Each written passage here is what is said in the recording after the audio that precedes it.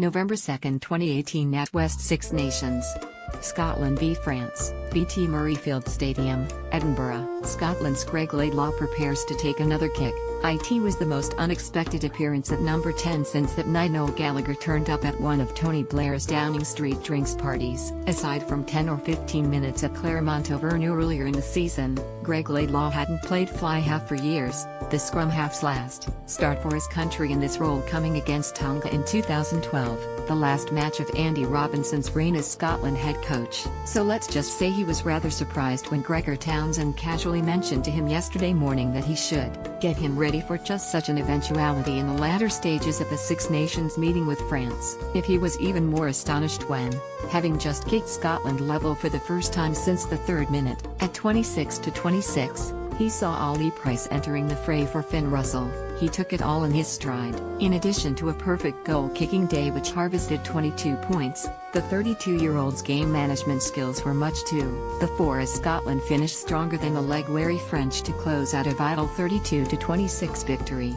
"Gregor gave me the heads-up this morning," said Laidlaw. "It was a bit of surprise. I was wondering if there were injuries, but it was easy enough to slip back in." The forwards were starting to carry well by that point, and once you are on the front foot as a 9 or a 10 it becomes that much easier. I didn't have to do too much, just distributing that is credit to the pack. I think David Denton, coming on off the bench, he carried very well, and I don't think the French were enjoying that, having to go backwards. I certainly don't expect to start there anytime soon," he added. "But once we start breaking games up I feel it is a strength of mine to read defenses and keep teams in a game, and when I'm playing with someone like Ollie who has good energy and good zip to pass, I think we can help the team."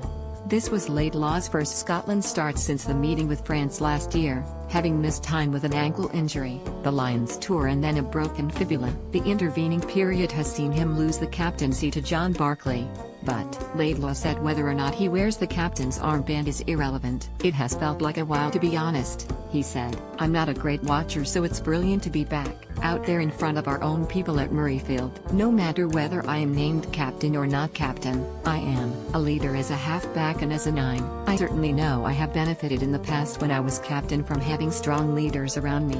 It is invaluable to have that, so I will be there to sit in beside Barks, help him, and push the standards."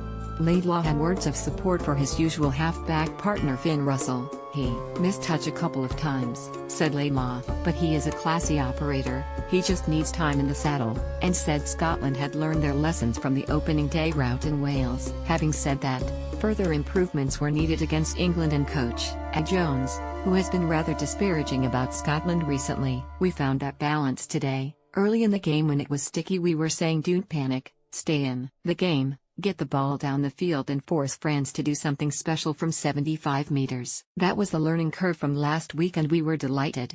Eddie has a lot to say. He likes to go out and speak, but the last time I checked, Eddie wasn't playing for England. "As a Scotsman there is no better game to play in. We will be out there in front of our own people. We are starting to put a run together here, but we need to improve. It will be an extremely tough match, but the game is 0-0 at the minute. We do feel we can beat anyone here. That's shown in our results. We were only beaten in the last calendar year by New Zealand and that was a 5-point margin. I think we'll have to play better than we did today to beat England.